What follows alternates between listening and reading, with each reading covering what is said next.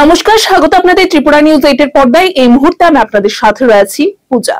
আন্তর্জাতিক জীববৈচিত্র্য দিবস উদযাপন উপলক্ষে বৃহস্পতিবার প্রজ্ঞা ভবনে আয়োজিত এক সংক্ষিপ্ত অনুষ্ঠান। This year, the International Day for Biological Diversity. Our special guest, Srimati Monica Diversity Board. Shri A.M. Kanpur, I'd like to cordially welcome our today's 2025.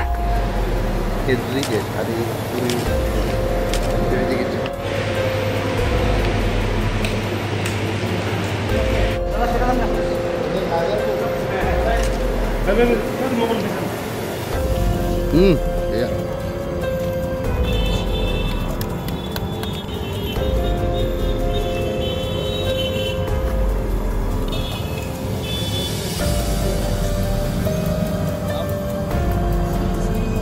সারা বিশ্বে বায়োলজিক্যাল ডাইভার্সিটি এবং বায়োলজিক্যাল ডাইভার্সিটি বলতে এটাই সাধারণ অর্থে এটাই বোঝায়।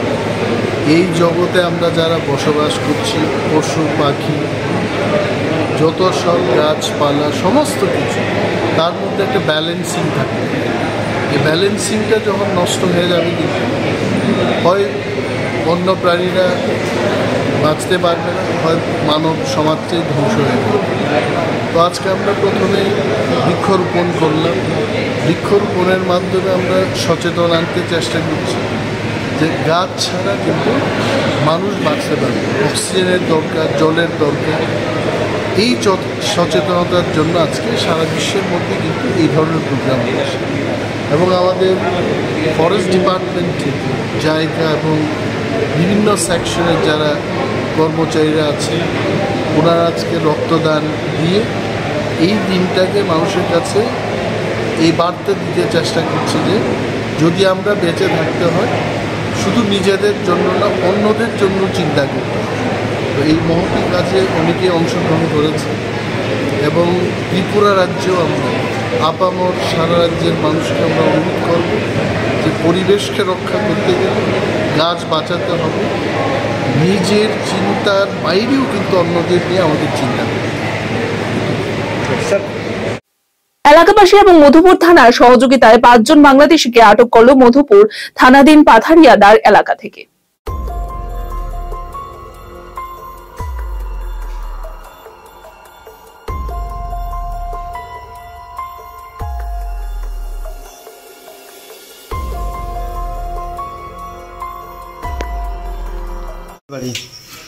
কি হবে এখানে আসলো?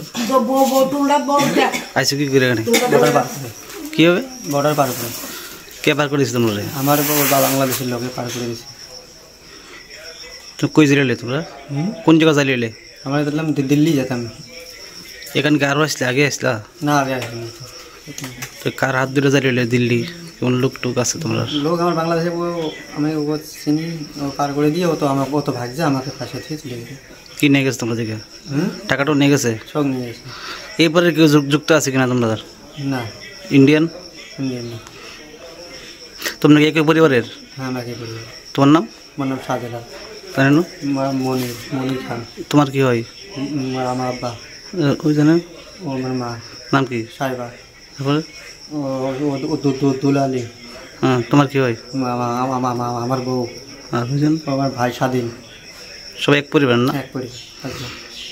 অ্যাকচুয়ালি আজকে ভোরবেলা একটি গোপন সংবাদের ভিত্তিতে মধুপুর থানা, আমাদের গোয়েন্দা শাখা এবং এলাকাবাসীর সহযোগিতায় আমরা 5 জন বাংলাদেশি লোককে আটক করতে পারি পাথারিদুয়ার সীমান্তবর্তী অঞ্চল থেকে। এবং এরপর এদেরকে আমরা থানাতে নিয়ে আসি এবং এখন ইন্টারোগেশন চলছে। এর ভিত্তিতে একটি স্পেসিফিক কেসও আমরা রেজিস্টার করে নিয়েছি এবং আদালতে তাদেরকে ফরওয়ার্ড করা হবে। প্রাথমিক তদন্তে কি বোঝা গেছে, কীভাবে এইবার প্রবেশ করলো? মনে হচ্ছে সীমান্ত ক্রস করে আজ ভোরবেলায় ওরা প্রবেশ করেছে এবং সাথে সাথে আমাদের কাছে খবর আসে এবং আমরা অভিযান চালাই। এবারে কেউ যুক্ত থাকতে পারে এর মধ্যে? তাই ইন্টারোগেশন চলছে, ইনভেস্টিগেশনে তা ফিরিয়ে আসবে। তাদের বাড়ি? তাদের বাড়ি বাংলাদেশে রংপুর অঞ্চলের কাছাকাছি। তার কি একই পরিবারের? একই পরিবারের। কি উদ্দেশ্য আসছিল? এটা ইনভেস্টিগেশন চলছে, দেখছি আমরা কি উদ্দেশ্য, কেন এসেছে, কোথায় যাবে, সবকিছুই খাটিয়ে দেখা হচ্ছে।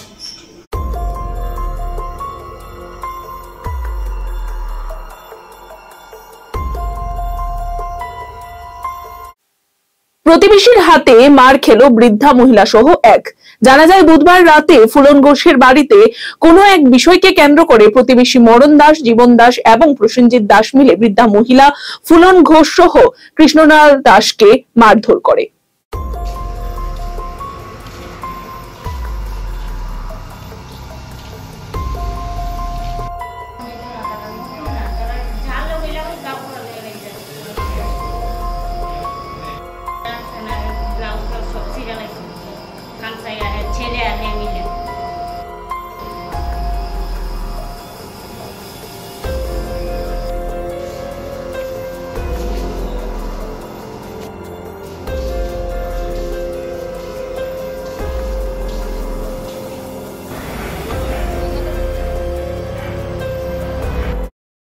প্রতিবেশী মারধর করছে। কারে? আমার মারে। কয়জন মিল্লা? 3 জন মিল্লা। কি নাম তাদের জানেননি? হ্যাঁ। কি নাম? মরণ দাস, প্রসেনজিৎ দাস, জীবন দাস। কি কারণে মারধর করছে? হেরারে ডাক দিছে আর কি, এই এনকিটা ফুলা হ্যান্ডেল দিলি তোরা কি তুইছে তোরা বাইর যা। হেই তুমি কে লেগে আমার কন্যাকাটা ডাকাইতে আমার মামারে গুছাইছে, ধার পাইছে, দাঁত ফালাই দিছে। মামা মাঝে গেছে কি দাঁড়িয়ে কি তুইছে বাইরে মারতাস তোর কি তুইছে, তোর তো ভালো লেগে না ডাক দিছে। এবার আমার মারে ফালাই যেমনে বা সেমনে মারছে, কোনো জায়গা বাদ দিছে না যে হাত দিছে না আমার মারে আস্তে আস্তে। এরপর আমার বাড়ি দিয়ে সেটা আমার বাইরের লগে ছোটো কাকা কথা কইতেছে বাইরে সেটা আমার বাইরে তো ছোটো কাকা মাইরা দিয়েছে, সব টাকা দিয়েছে। আপনার মারে যে মাছের নাম কি? মরণ দাস আর প্রসেনজিৎ দাস। আপনার মার নাম কি মাছের? আমার মার নাম ফুলন ঘোষ। ফুলন ঘোষ। হ্যাঁ। এখন কি চান তুমি? কি মানে থানাতে মামলা করবেন? হ্যাঁ মামলা করুন। কি চান আমরা এখন, কি চান? আমরা তারা শাস্তি চাই। কি কারণে মারধর করছে, কি লেগে তারা এরকম করে, কয়দিন পরে পরে যার লোক ওই লাগো পাড়ার মধ্যে তারা মানে সবাই মিলে বাইরে যাবো বাস টাস দাও টাও লয়ে এসে যায়, তারা এরকম করে সব। এখন আপনার মার অবস্থা কিরকম? আমার মার অবস্থা স্যার বেশি ভালো না, খারাপ। বুকে টুকে ঘুষাইছে, মাথা টাথা ঘুষাইছে, বাইরে বাস দিয়ে বাইরে ফাড়ায় ফুড়ে গেছে, রক্ত। সাবরুম মনুবাজার থানার কালাঢেপা নরসিং সর্দার পাড়ায় 9 বছরের শিশু কন্যা খুনের ঘটনা সহ নেই কর্মসংস্থান, অবসাদে যুব সমাজ, নেশায় আসক্তির কারণে বাড়ছে অপরাধ। সমস্ত বিষয়গুলো নিয়ে প্রতিক্রিয়া ব্যক্ত করেন বিরোধী দলনেতা জিতেন্দ্র চৌধুরী। আজকে অত্যন্ত একটা মর্মন্তুদ ঘটনা ঘটেছে, অর্থাৎ হয়তো আজকে নয়, যে একটা শিশু গতকাল থেকেই নিখোঁজ ছিল, পাওয়া যাচ্ছিল না। 9 বছরের বাচ্চা মেয়ে মাত্র। আজকে অনেক খোঁজাখুঁজি করার পর স্থানীয় জনগণ বাড়ির পাশেই একটা জায়গায় ওর প্রাণহীন দেহ পাওয়া গেছে। আমি এই পরিবারের সদস্যদের প্রতি, এই সন্তানহারা মা বাবাদের প্রতি গভীর সমবেদনা জ্ঞাপন করছি, তাদের আত্মীয় স্বজনদের প্রতিও। কিন্তু যেটা আমাদের গভীর উদ্বেগের সাথে, যেটা আমাদের এই জাতীয় ঘটনাগুলো যেভাবে বাড়ছে, এটা যে বলার কেন ত্রিপুরা রাজ্যের মধ্যে হঠাৎ করে এই জাতীয় ঘটনা বাড়ছে। অস্বাভাবিক মৃত্যু, শিশু অপহরণ, শিশুকে এইভাবে ফুসলি নিয়ে গিয়ে মেরে ফেলা। শুধু শিশু কেন, কিশোর কিশোরী প্রাপ্তবয়স্কদের ক্ষেত্রেও হচ্ছে এবং সংখ্যা উত্তরোত্তরভাবে বাড়ছে। তার কারণ হলো সমাজের অস্থিরতা। গত 7.5 বছর ধরে রাজ্যে কর্মসংস্থানের কোনো দিশা নেই। হ্যাঁ, সরকার সমস্ত যুবক যুবতীদেরকে সরকারি কাজ দিতে পারবে না বা অন্যভাবে রোজগার দিতে পারবে না, নিশ্চিত সেরকমভাবে। কিন্তু সরকার তার ক্ষমতার মধ্যে যেটা আছে, এই সরকার এসে তো নতুন করে একটা নতুন পদ তারা সৃষ্টি করেনি, একটা নতুন ডিপার্টমেন্ট তারা খুলেনি। যে পোস্ট অতীতেরই ছিল বামফ্রন্ট সরকার সময়ের, এখন বয়স হয়ে গিয়ে রিটায়ারমেন্টে চলে গেছেন বিশাল সংখ্যক শিক্ষক, কর্মচারী এবং বিভিন্ন শ্রেণীর এই বিভিন্ন দপ্তরের সরকারি কর্মচারী। 10,323 জন শিক্ষক দুর্ভাগ্যবশত একটা আদালতের রায়ে তাদের চাকরি গেছে, এবং সরকারের দেওয়া তথ্য অনুসারেই এখনও 23-24টি দপ্তরের কোনো তথ্য সরকার দেয়নি। এতেই প্রায় 52-53 হাজার শূন্যপদ, এবং প্রতি বছর এইভাবে 6-7 হাজার কর্মচারী রিটায়ারমেন্টে যাচ্ছেন। একটা দপ্তরের অর্ধেকের বেশি ক্রুশিয়াল ডিপার্টমেন্ট, এগ্রিকালচারের মতো, তারপর এডুকেশন, ইভেন মেডিকেল অর্থাৎ স্বাস্থ্য, যেগুলো জরুরি, ওই ক্যাটাগরির কর্মচারী ছাড়া দপ্তরটা চলতেই পারে না। এগুলো ফিল আপ করার সরকারের কোনো উদ্যোগ নেই, শুধু বাগাড়ম্বর এবং মরুভূমিতে 2-4 ফোঁটা জল ছিটিয়ে ওরা বলছে মেলা, রোজগার মেলা করছে, চাকরির মেলা করছে। তারপর নতুন কোনো বিনিয়োগ নেই, শুধু প্রোপাগান্ডা, ফ্ল্যাক্স, পোস্টার। তো এই ঘটনাগুলো যে দীর্ঘমেয়াদীভাবে আমাদের সমাজ জীবনে এবং বিশেষ করে এই শিক্ষিত, অর্ধশিক্ষিত তরুণ তরুণীদের, তাদের জীবনে একটা অন্ধকার নেমে আসছে, একটা অনিশ্চয়তা। আর তা থেকেই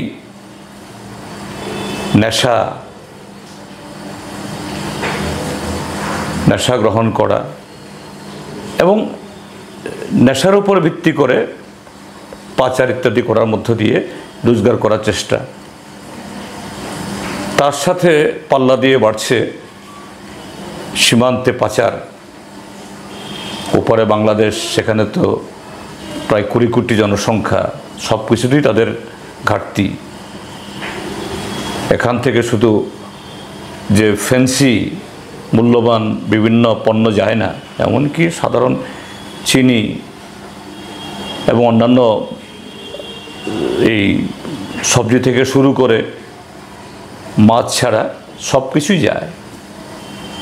বাধ্য হয়েই শিক্ষিত, অর্ধশিক্ষিত যুবকরা এরকম একটা যে অন্যায় কাজে লিপ্ত হয়ে যাচ্ছে, এবং এই যে জীবনের যে এই অনিশ্চয়তা তাদেরকে ঠেলে দিচ্ছে এই অস্থিরতা থেকে।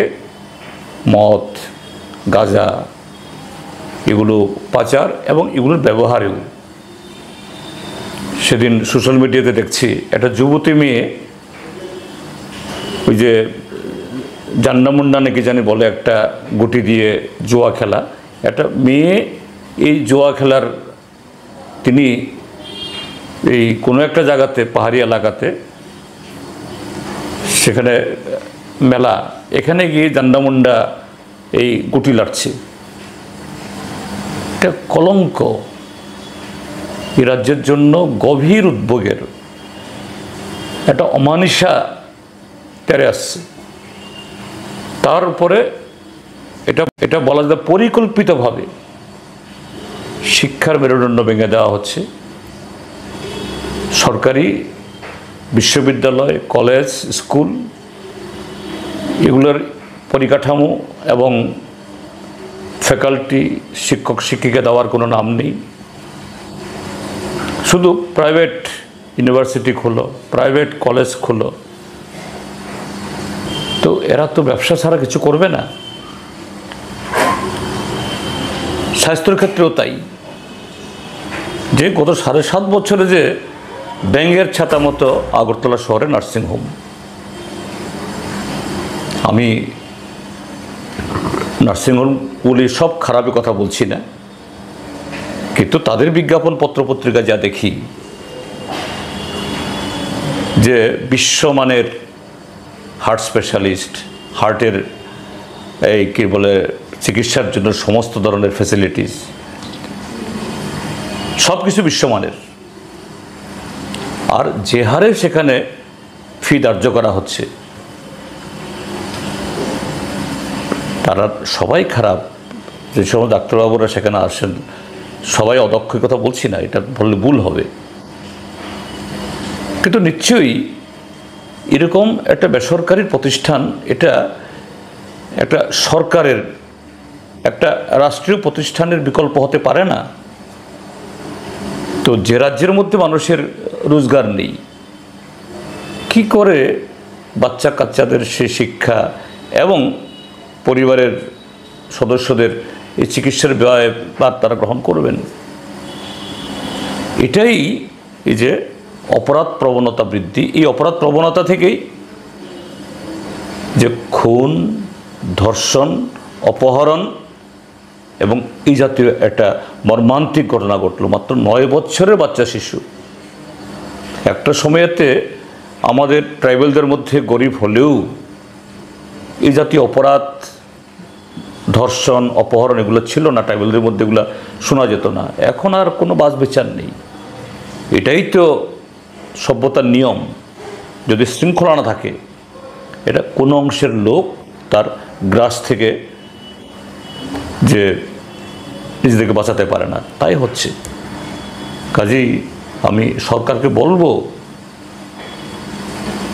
ঘুম থেকে জাগুন, আপনাদের সম্বিত ফেরান। এই সমস্ত যে এই আলতামাখা সৌন্দর্য, এগুলো টিকবে না। আর রাজ্য জনগণকে বলবো, সজাগ হন, সতর্ক হন, ভাবুন এইভাবে কত মায়ের কোল খালি হবে। এইভাবে আমাদের নতুন প্রজন্ম আর কাহা তক আমরা ধ্বংসের দিকে ঠেলে দেব, আর আমরা সাক্ষী গোপালের মতো তাকিয়ে থাকবো, কিছু বলবো না। এটা হতে পারে না। তো এই ঘটনা আরেকবার আমাদের রাজ্যের 40 লক্ষ মানুষকে চোখে আঙ্গুল দিয়ে দেখিয়ে দিল যে আপনারা সতর্ক হন, সজাগ হন, উঠে দাঁড়ান। অল ত্রিপুরা অসংগঠিত শ্রমিক কংগ্রেসের একদিনের রাজ্যভিত্তিক কনভেনশন অনুষ্ঠিত হচ্ছে আগরতলায়। উপস্থিত ছিলেন ত্রিপুরা প্রদেশ কংগ্রেসের সভাপতি Ashis Kumar Saha.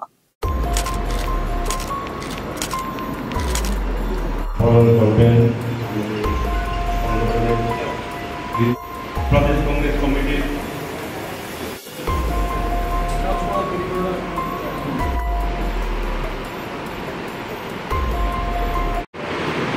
All Tripura unorganised worker Congress की आज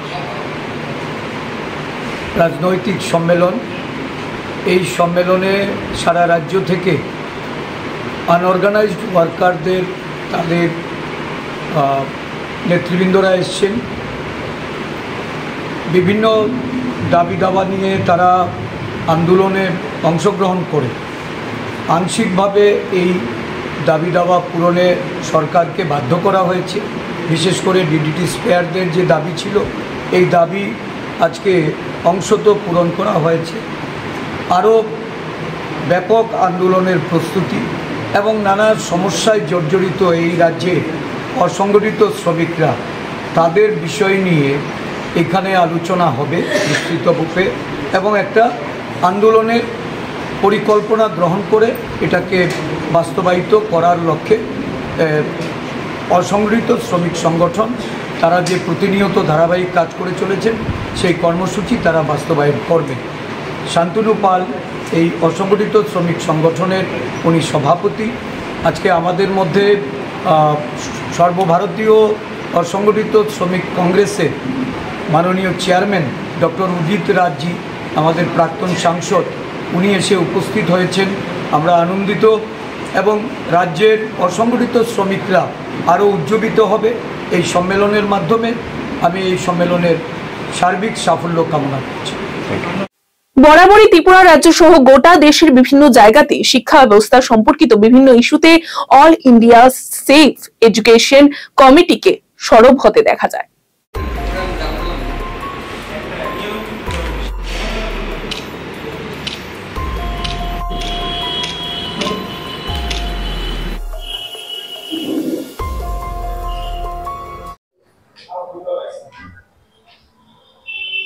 উপস্থিত সাংবাদিক সহ সবাইকে আমার আজকের এই প্রেস কনফারেন্সে স্বাগত জানাচ্ছি। আজকে 22শে মে, আপনারা জানেন ভারতবর্ষের নবজাগরণের পথিকৃৎ রাজা রামমোহন রায়ের আজকে জন্মদিন।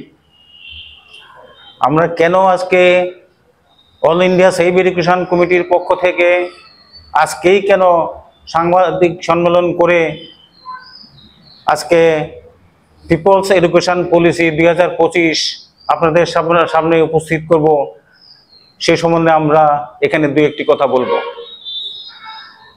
আপনারা জানেন পরাধীন ভারতবর্ষে নবজাগরণের যারা পথিকৃৎ রাজা রামমোহন রায় থেকে শুরু করে বিদ্যাসাগর, রবীন্দ্রনাথ, শরৎচন্দ্র, জ্যোতিরাও ফুলে থেকে শুরু করে নজরুল পর্যন্ত এই দেশের যে বৈজ্ঞানিক, ধর্মনিরপেক্ষ, অবৈতনিক যে সার্বজনীন শিক্ষার জন্য জীবনপাত করেছেন, আজকে ভারতবর্ষের স্বাধীনতার 77 বছর পেরিয়ে এখানে এসে আজকে আমাদের এই শিক্ষা ব্যবস্থাকে ধ্বংস করার একটা রূপরেখা তৈরি করছে বর্তমান কেন্দ্রীয় সরকার। বন্ধুগণ, আপনারা জানেন 2020 সালের 29শে জুলাই আমাদের দেশের আরেকজন বরেণ্য মনীষী ঈশ্বরচন্দ্র বিদ্যাসাগরের মৃত্যু দিনে বর্তমান কেন্দ্রীয় সরকার এই যে নয়া জাতীয় শিক্ষানীতি 2020 সালের যখন সারা পৃথিবীতে করোনার প্যান্ডেমিক চলছে, হাজার হাজার মানুষ মারা যাচ্ছে, ওই সময়ে ভারতবর্ষের যে শিক্ষাবিদদের পরামর্শ না নিয়ে, কোনো ছাত্র সংগঠনের পরামর্শ না নিয়ে অত্যন্ত নির্লজ্জভাবে শুধুমাত্র ক্যাবিনেট ডিসিশন নিয়ে এনইপি 2020 লাগু করে, তারপর থেকেই all India safe education committee দেখে আসছে যে এই যে এনইপি 2020 একটা শিক্ষার সর্বনাশাকারী, ধ্বংসাত্মক একটা শিক্ষানীতি। তারপরে এই সেফ এডুকেশন কমিটি সারা ভারতবর্ষে প্রান্তে প্রান্তে, শহরে শহরে, রাজ্যে রাজ্যে এই শিক্ষানীতির বিরুদ্ধে বিভিন্ন প্রোগ্রাম, প্রপাগান্ডা, আলোচনা সভা, সিম্পোজিয়াম, সেমিনার করে আমরা তার বিরোধিতা করে আসছি। তারপরে আমাদের এই অল ইন্ডিয়া সেফ এডুকেশন কমিটিতে আছেন ভারতবর্ষের প্রথিতযশা শিক্ষাবিদরা, সেখানে তার প্রতিবাদ করছে। তারপরে এই শিক্ষাবিদরা মিলে এই যে জাতীয় যে সর্বনাশাকারী নতুন শিক্ষানীতির বিরুদ্ধে একটা নতুন শিক্ষানীতি, people's education policy, alternative policy ওনারা তৈরি করেছেন অল ইন্ডিয়া সেফ এডুকেশন কমিটির পক্ষ থেকে। এখন প্রশ্ন হচ্ছে, এই যে শিক্ষানীতি হচ্ছে এটা রাজ্য সরকার এবং কেন্দ্রীয় সরকারের যৌথ তালিকাভুক্ত, কিন্তু কেন্দ্রীয় সরকার কি করেছে, কোনো রাজ্য সরকারের পরামর্শও নেয়নি। ফলে কিছুদিন আগে যে সুপ্রিম কোর্টে এই শিক্ষানীতির বিরুদ্ধে এটা রায় দিয়েছে। তারপরে আমরা আজকে সারা ভারতবর্ষের প্রায় 18টি শহরে এই যে অল্টারনেটিভ শিক্ষা পলিসি, এই শিক্ষা পলিসিটা আজকে সারা ভারতবর্ষের সাংবাদিক সম্মেলনের মাধ্যমে প্রায় 18টা বড় বড় শহরে আমরা এটা প্রকাশ করছি। হ্যাঁ, আমরা এটা আপনাদের কাছে তুলে দেব, আপনারা সেটা দেখবেন, আপনাদের মূল বিষয়টা কি? আচ্ছা,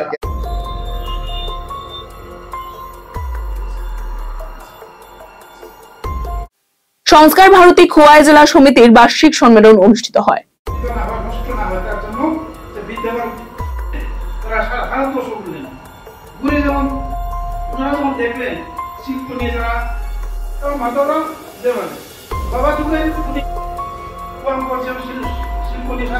ছাড়িয়ে যাবে। শ্রদ্ধেয়া যিনি কয়েক বছর আগে স্বর্গীয়ত হয়েছেন, লতা মঙ্গেশকরও পর্যন্ত আমাদের সংস্কার ভারতীর কার্যকর্তা ছিলেন। বিখ্যাত অভিনেত্রী হেমা মালিনী, তিনি এখনো আমাদের সংস্কার ভারতীর দায়িত্বে আছেন কার্যকর্তা হিসাবে। ভারতবর্ষের সাংস্কৃতিক জগতের যে বৃহৎ মুখগুলি আছে, তারা প্রত্যেকেই একটা বৃহৎ অংশ সংস্কার ভারতীর সঙ্গে যুক্ত। এখন কথা, এখানে তো কোনো বেতন দেওয়া হয় না, কোনো টাকা পয়সা দেওয়া হয় না, কোনো কাজ দেওয়া হয় না, তাহলে কোন স্বার্থে সংস্কার ভারতীর সঙ্গে যুক্ত হলো? আমি পেশায় একজন শিক্ষক, কলেজে শিক্ষকতা করি। সাহিত্য চর্চা করা আমার একটা শখ। বাড়িতে খাওয়ারও অভাব নেই, কিছুর অভাব নেই, কি দরকার ছিল সংস্কার ভারতীর সঙ্গে যোগ করা? জীবনটা যখন শুরু হয়েছিল সাংগঠনিক কাজে, তখন একটা নগরের ইউনিটের একটা দায়িত্ব পেয়েছিলাম, অখিল ভারতীয় বিদ্যার্থী পরিষদের ত্রিপুরা প্রান্তের প্রথম আগরতলা ইউনিটের সভাপতির দায়িত্ব। কারণ নিয়ম ছিল কি, সভাপতি হতে হবে একজন শিক্ষক। কাজ করতে করতে একটা নেশা চেপে গেছে। কিসের নেশা? দেশের জন্য, সমাজের জন্য কিছু করতে হবে। আগে পরিবর্তন তো নিজের মধ্যে দরকার। আমি যখন আমার নিজেকে পরিবর্তন করব, যখন ব্যক্তি পরিবর্তন হবে, তখনই তো সমাজ পরিবর্তন হবে। আর যদি সমাজ পরিবর্তন হয়, তাহলে রাষ্ট্রের পরিবর্তন হবে। আমি একা কোনোভাবেই কোনো পরিবর্তন করতে পারবো না। আমার সঙ্গে আরো অনেক লোককে আমার মতো ভাবনায় আনতে হবে। বিদ্যার্থী পরিষদের দায়িত্ব পাওয়ার আগেও আমি সংস্কার ভারতীর সাহিত্য বিধার কাজটা দেখতাম। তখন সেরকম ভাবে আমাদের কাজ ছিল না। কিন্তু আপনি বিশ্বাস করবেন, 2004 সাল থেকে ত্রিপুরা রাজ্যে প্রতিকূল পরিবেশের মধ্যে সংস্কার ভারতী কাজ করে গেছে। এখন বলবেন, তাহলে যদি এত কাজ করে থাকে, তাহলে আমরা কেন এত সম্পর্কে জানি না? কারণ আমাদের রাজনীতির ভিতরে ইন্টারেস্ট খুব বেশি, সঙ্গের কাজের মধ্যে এতটা ইন্টারেস্ট নেই।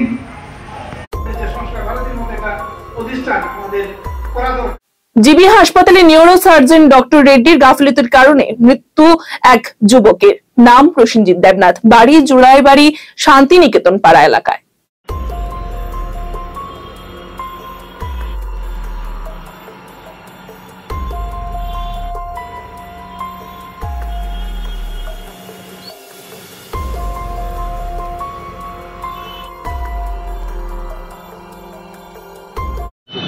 ঘটনাটা স্যার হয়েছে কি, আপনার গত রোববারে 18 তারিখ আসছিল, 18 তারিখ আপনার 9টা সাড়ে 9টার দিকে বাড়ি জুলাইবাড়ি বাজার থেকে আপনার বাড়ির দিকে যাইতেছে।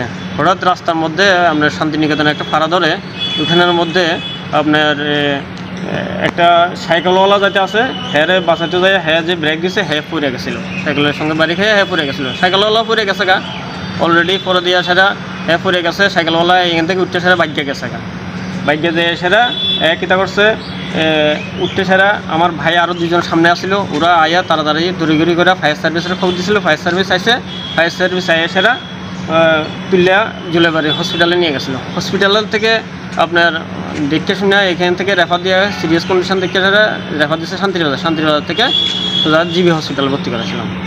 ওইখানে আয়া স্যারা প্রথমে স্যারা দেখছিল, রেড্ডি স্যারা দেখছিল, রেড্ডি স্যারা দেখে স্যারা হ্যাঁ ধ্রুব দাস স্যারা দেখছিল। ও দেখে স্যারা কইতে আছে ঠিক আছে ওই তো অপারেশন লাগবো, ইমিডিয়েটলি তোমরা রক্তের ব্যবস্থা করো। তো রক্তর ব্যবস্থা করতাম যাই দেখা যাইতেছে ওর বি নেগেটিভ। আমরা রক্ত পাই না, খুব অতি কষ্ট করে আমরা। হ্যাঁ, ব্লাড ব্যাংকে রক্ত নাই, ব্লাড ব্যাংকে রক্ত আসলে না রক্ত নাই এখানে। তো আমরা যাক যে ব্যবস্থা করছি, ব্যবস্থা করে আমরা রক্তটা দিছি। আমরা সোমবারে একটা প্রায় আপনার 1:30-2টার সময় 1 ইউনিট দিছিলাম। 1 ইউনিট থেকে আর পরে দিয়ে সেটা আমরা রাত্রে দিনটা সোমবারে সন্ধ্যার সময় আর একটা ইউনিটের ব্যবস্থা করছি। 2 ইউনিট ব্যবস্থা হয়েছে। আমরা উঠিতে যাই জানাইছি যে ঠিক আছে আমরা 2টা ইউনিট আমরা রক্ত ব্যবস্থা করছি। 2টা ইউনিট ব্যবস্থা করার পরে এখন আপনারা কি উঠিতে ঢুকাইবেন, আপনারা কবে অপারেশন করবেন, আমরা রক্ত ব্যবস্থা হয়ে গেছে, যেহেতু আমরা রোগীর কন্ডিশন খারাপ। এরপরে দিয়ে সেটা তাই নিয়ে কিতা করছে কথা ঠিক আছে, আচ্ছা ঠিক আছে কমপ্লেন যেহেতু দিয়ে গেছে ঠিক আছে, এটা আমরা জানাশোনা হয়ে গেছে, ভালো হয়েছে। তো এরপরের দিন আমরা সোমবার গেল, মঙ্গলবারে ডাক্তার আয়া রেড্ডি স্যার আয়া দেখে গেল। এমনি দেখে গেছে গা, তাই আর আমরা সঙ্গে ওইরকম কোনো কথা হয়েছে না। তাই এমনি রানিং অবস্থা আয়া দেখে গেছে। স্যারে অপারেশনের বিষয়ে ওইরকম আমরা কিছু জানাইছে না, আমরা রুগীর পার্টি আমরা কিছু জানাইছে না। তো পরে দিয়ে স্যারা রেড্ডি স্যারে আপনার ঠিক আছে উপরে ম্যাডামে এখানে ইয়েতে ওটিপিতে আপনার এখানে ম্যাডাম এক্সের সঙ্গে কথা হয়েছিল। ম্যাডাম এক্সের সঙ্গে কথা হওয়ার পরে ম্যাডামে কইতেছে ঠিক আছে এখানে যেহেতু তাদের নন বেঙ্গলি, তাদের সঙ্গে যেহেতু কথা বলতে সমস্যা হইতেছে তোমরা, ঠিক আছে আমি কথা কম। একদম ম্যাডাম ঠিক আছে ধন্যবাদ আপনারা, আপনারা আপনার মতন কথা কইেন। আমরা রুগীর কী পর্যায়ে আছে না পর্যায়ে, কবে অপারেশন করাবেন না করাবেন, ঠিক আছে। তো এরপরে ম্যাডাম আয়া অলরেডি আয়া তাইনা দায়িত্ব নিয়ে সারা, তাইনা অলরেডি আয়া সন্ধ্যার সময় আয়া দেখছে, দেখে সারা কইতে আছে যে ঠিক আছে আমি স্যারের সঙ্গে কথা কম, রুগী তো সিরিয়াস কন্ডিশন দেখতে আছে। ওটা হলো মঙ্গলবারে সন্ধ্যার সময়। তো রেড্ডি স্যারে অলরেডি 9টা 9:30, হ্যাঁ 9টা 9:30 রেড্ডি স্যার অলরেডি আয়া দেখছে, বেটা আয়া দেখছে সিরিয়াস কন্ডিশনে। পরে দিয়ে রেড্ডি স্যারে কইয়া দিছে যে তোমারে ঠিক আছে ফার্স্ট টাইমে কালকে অপারেশন করাই দেবো, বুধবারে ফার্স্ট টাইমে মানে 9টা 9:30 10টার মধ্যে করাই দিব কথা ছিল গতকালকে। এরপরে দিয়ে স্যার তাহলে কেটা করছে করাই দিব, ভালো কথা। আমরা তো তড়িঘড়ি, আমরা তো সব রেডি অলরেডি, রক্ত রেডি, আমরাও রেডি, টাকা পয়সা কি লাগবো না লাগবো, প্রয়োজনে আমরা কি চা কিনতে হইব না হইব সব কিছু আমরা রেডি। এরপরে আজকে অপারেশন করার কথা, এখানে ঢুকছে রোগীর কন্ডিশন খারাপ, আপনারা অপারেশন সকালে করাইবেন, ফার্স্ট টাইমে করাইবেন, আপনারা অপারেশন করাইতে আসেন না, আমার রুগীটা এর জন্য নিয়ে ফেলাই রাখছেন।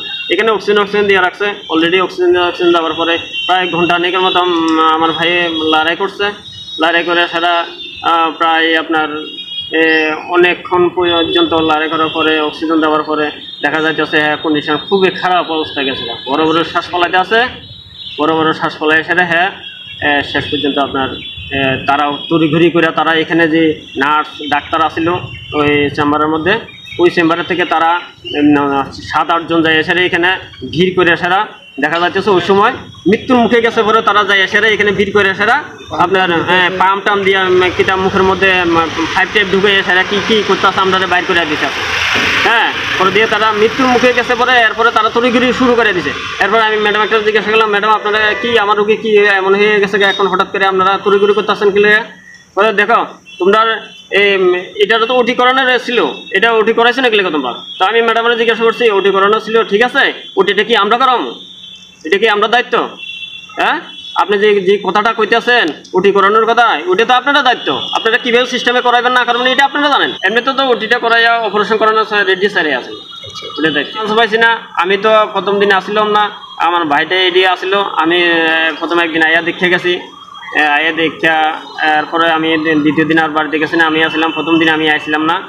এমনিতে আমি শুনছি যে রেড্ডি স্যারে করানোর কথা। আমরা তো ত্রিপুরা ডাক্তার সরকারি ভাবে না দেখে আমরা কি পাবলিকভাবে দেখাতে পারবো? আমার কাছে ওই রকম কি ক্ষমতা আছে যে আমরা 4-500 লক্ষ টাকা আমরা খরচ করতে পারবো? ঠিক আছে না? তো আমরা অসহায় মানুষ, আমরা স্বাভাবিক কারণ সরকারি হসপিটালে আইতে দেবো, তো সরকারি হসপিটালে এসে এখন দেখা যাচ্ছে কি আমরা এইভাবে হেনস্থা করে আসলে আমরা রুগীটা মারিয়া লাগছে।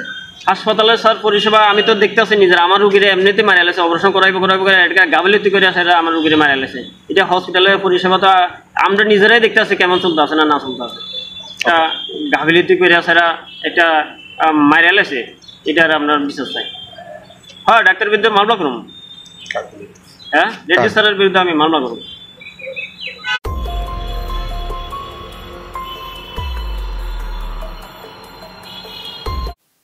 বিশালগড় থানাধীন ধ্বজনগর এলাকায় বিল্লাল মিয়ার বাড়ি থেকে একটি বাইক চুরি হয়। পরবর্তী সময়ে বৃহস্পতিবার সকালে বিল্লাল মিয়া বিশালগড় থানায় চুরির অভিযোগ দায়ের করতে গেলে বিশালগড় থানায় কর্মরত দারোগা বাবু কপিল পাল বিল্লাল মিয়ার সাথে দুর্ব্যবহার করেন এবং এমনই অভিযোগ করেন বিল্লাল মিয়া।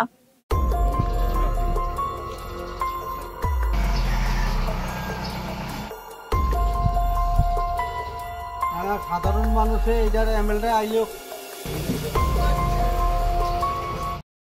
সকালে ঘুমের থেকে উঠে দেখি আমার বাইকটা নাই, তখন আমি খোঁজাখুঁজি করলাম। হ্যাঁ খোঁজাখুঁজি করে দেখি যে নাই। আমি বলছি আমার ছেলে নিয়ে নিছে, না ছেলেও ঘুমাই রয়েছে।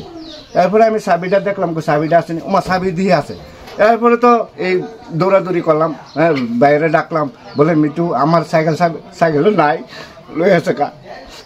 এরপরে দৌড়ে গেলাম সালাদ গেছে বলে এক সেকেন্ড অফিসার দারোগা বাবু কপিল পাল তাইনের নাম বলে, তাই না আমার লোক যে একটা দুর্ব্যবহার করলো, আমারে বলে লোকাবো ডুয়ে রাখবো। হ্যাঁ আমি বলে চুর, হ্যাঁ এই অবস্থা। তা আমি কইলাম স্যার আপনি আবার কি দেখুন এটি তো হ্যাঁ আবার আইসে আমার লোক যে একটা দুর্ব্যবহার করছে সাংঘাতিক ধরনের, এইটা আমি তদন্ত করতাম চাই। এই যে কপিল শর্মা তাই নেই চুর, কপিল পাল, হ্যাঁ কপিল পাল তাই নেই আসল চুর, তাই নিয়ে নাইট করছে, নাইট করে সেটা বসে। এরপরে অন্যান্য স্টাফেরা আরে তাই নিয়ে রাত্রে নাইট করে এসে হ্যাঁ একটু রাগারে আছে।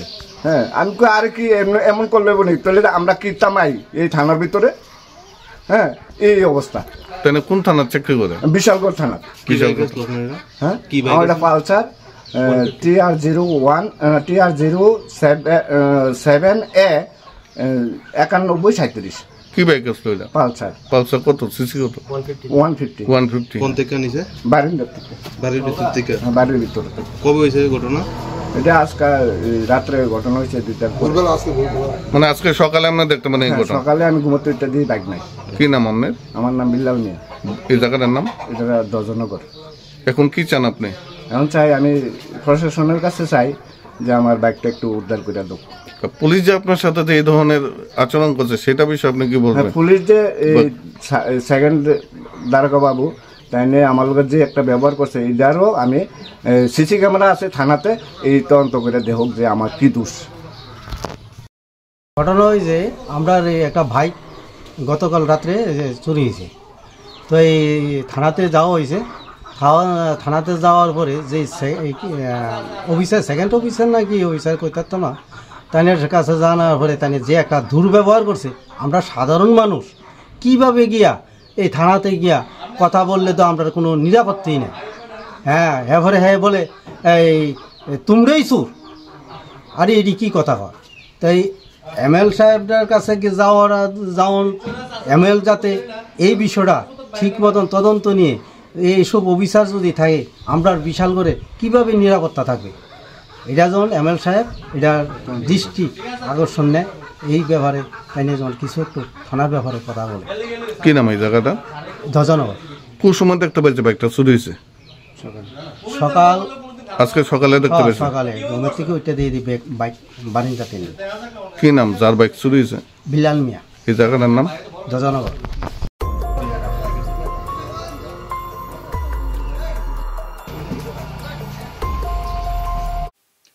গোপন খবরের ভিত্তিতে বিলোনিয়া বিদ্যাপীঠ মিনি স্টেডিয়ামে বসে থাকা 6 জন অপরিচিত সন্দেহভাজন লোককে আটক করে বিলোনিয়া থানার পুলিশ।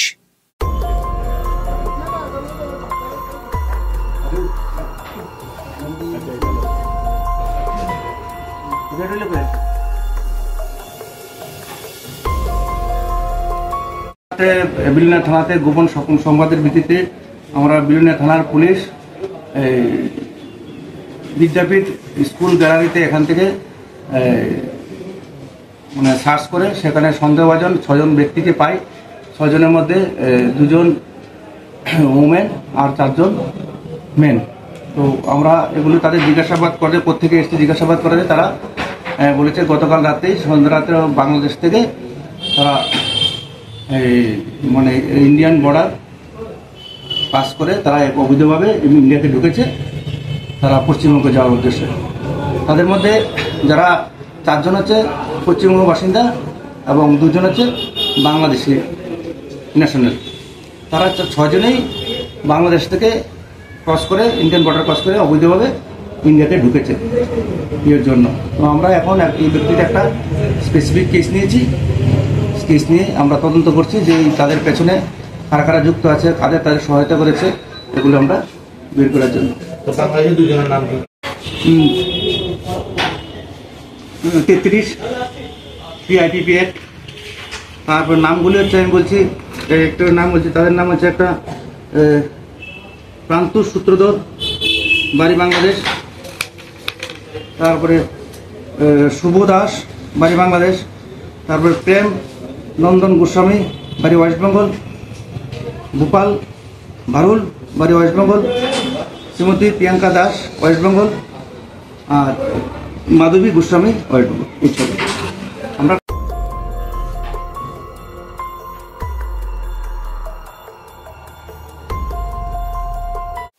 অপারেশন সিন্দুর পর বিভিন্নভাবে সেনাবাহিনীদের অভিনন্দন জানানো হচ্ছে। তারই অঙ্গ হিসাবে সারা দেশব্যাপী ললিত কলা একাডেমি তাদের আর্টের মাধ্যমে সেনাবাহিনীদের শুভেচ্ছা ও অভিনন্দন জানাচ্ছেন।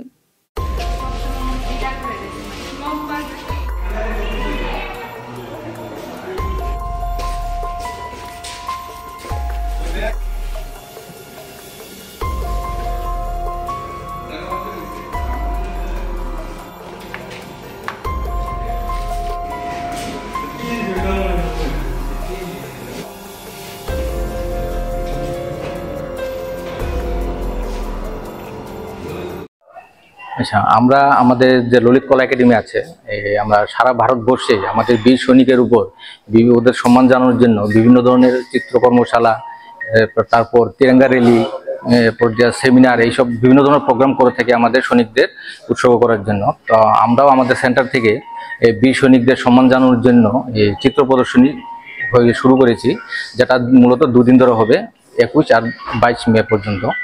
তো আমরা এখানে 25 জন চিত্রশিল্পী আছে যারা অংশগ্রহণ করেছে, তারা ওদের মতো করে আমাদের বীর সৈনিকদের সম্মান জানাবে। মূল নির্দিষ্ট কি আমাদের মূল ইয়েটা হলো যেটা আমরা আমাদের যে বীর সৈনিকরা ওদের সম্মান জানানোর জন্য আমাদের এই চিত্র কর্মশালা। কতটা চিত্র এখানে 25 জন আছে, যা 25টা চিত্র তৈরি হবে। ওরা যেমন শিল্পীরা ওরা নিজস্ব চিন্তাধারা নিয়ে ছবি করছে, ওটা মানে যার যার ছবি ওরা নিজেরাই বলতে পারবে। আমরা মূলত আমাদের বীর সৈনিকদের জন্য উৎসর্গ করছি এই চিত্রকর্মশালা। আমার পরিচয়, আমি সঞ্জয় সিনহা, আমি সুপারভাইজার ললিত কলা একাডেমি আগরতলা সেন্টার থেকে।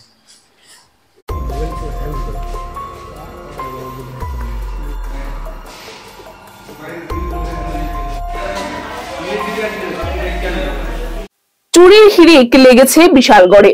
নৌকাঘাট থেকে এক পর্যটকের বাইক চুরি। পরবর্তী সময়ে বিশালগড় থানায় চুরির অভিযোগ দায়ের করা হয়।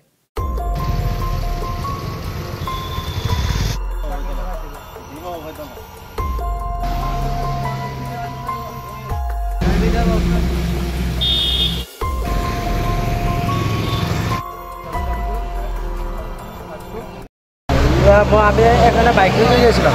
বাইক থেকে আমি বন্ধুবান্ধবের সাথে আজ এসেছিলাম ঘুরতে। আচ্ছা, কাজ পর্যন্ত সবার বর্ধমানে সবাই বন্ধুবান্ধব আসি এখানে ঘুরতে। সাইকেলটা রেখে গেছি। কোন জায়গাতে আছে ঘুরতে? ঘুরতে আছে নৌকাঘাট এসে সবাই আমরা বন্ধুবান্ধব গেছি, ছবি তুলছি। 5 থেকে 6টা ছবি তুলছি, তুলে আমরা এসে পড়েছি। এসে দেখি আমার সাইকেলটা নাই। কি সাইকেল আছে? পালসার 150। কোন জায়গার বাড়ি? বাড়ি হলো মধ্যপ্রদেশ। এখন থানাত গেছো না? থানাত গেছি। পুলিশ আইসি না? পুলিশ আইসি। দেখছি যাও নৌকাঘাটের সামনে থেকে। কি নাম তোমার? আকাশ দাস। সাইকেল কার নাম আছে? সাইকেল বাবুর নামে, রিটন দাসের নামে।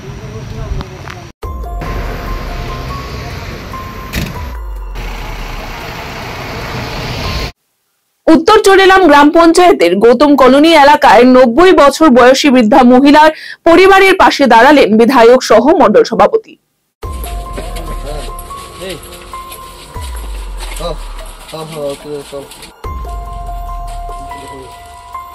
সাধু জানছি তোমার লাগে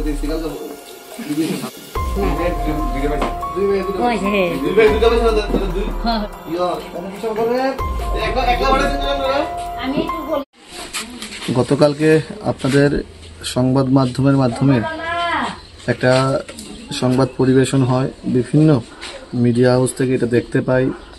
একটা বৃদ্ধ মহিলা ভাতার জন্য ব্যাংকে পায়ে হেঁটে গিয়েছে, এটা বিভিন্নভাবে বিভিন্ন চ্যানেলে দেখানো হয়েছে।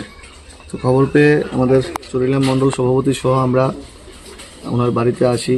সকালে ভিডিও এসেছিলেন খবর নেওয়ার জন্য। আসলে বিষয়টা হলো, নিউজে এরকম বলা হয়েছে ওনার সন্তান নেই, আসলে ওনার 3 জন সন্তান আছে। ওনার বাড়িতে সরকারি অনেক সুযোগ সুবিধা এসছে, প্রধানমন্ত্রী আবাস যোজনার ঘরও ওনারা পেয়েছেন। আর টেকনিক্যালি যেই সমস্যাটা ভাতা নিয়ে, ওনার অ্যাডভান্স ভাতা ঢুকে গিয়েছিল প্রত্যেক মাসে 2000-এর জায়গায় 4000 করে। তো এই অ্যাডভান্সটা কেটে ওনার আবার নতুন করে ভাতা শুরু হবে। ভাতা বন্ধ হয়নি, এরকম কোনো বিষয় না। অ্যাডভান্স ধরুন মানে 2 বছরের ভাতা 1 বছরে ঢুকে গেছে, এটা রিকভারি করার পর বাকিটা ঢুকানো হবে। তো সেটাই বিষয়, ওনার সঙ্গে কথা বললাম, খোলামেলা আলোচনা হয়েছে। বয়স্ক লোক, ওনার কাছ থেকে আশীর্বাদও নিয়েছি এবং আগামী দিনে মানুষের সুবিধা অসুবিধা আমরা সবাই মিলে আছি। এবং সংবাদ মাধ্যমও যেন একটু তদন্ত করে সংবাদটা পরিবেশন করলে হয়তোবা মানুষ বিভ্রান্ত হবে না, সে বিষয়টাও একটু লক্ষ্য রাখা দরকার। তো কোনো অসুবিধা নেই, আমরা এসেছি, কথা বলেছি এবং উনিও খুশ মেজাজে আমাদের সঙ্গে কথা বলেছে। তো ভাতাটা খবর লইছি, ভাতা ডাবল ঢুকতো শুনি ভাও তো ব্যাংকেও এখন সুরক্ষিত না ভয়ানক ঘটনা ড্রপ বক্সে।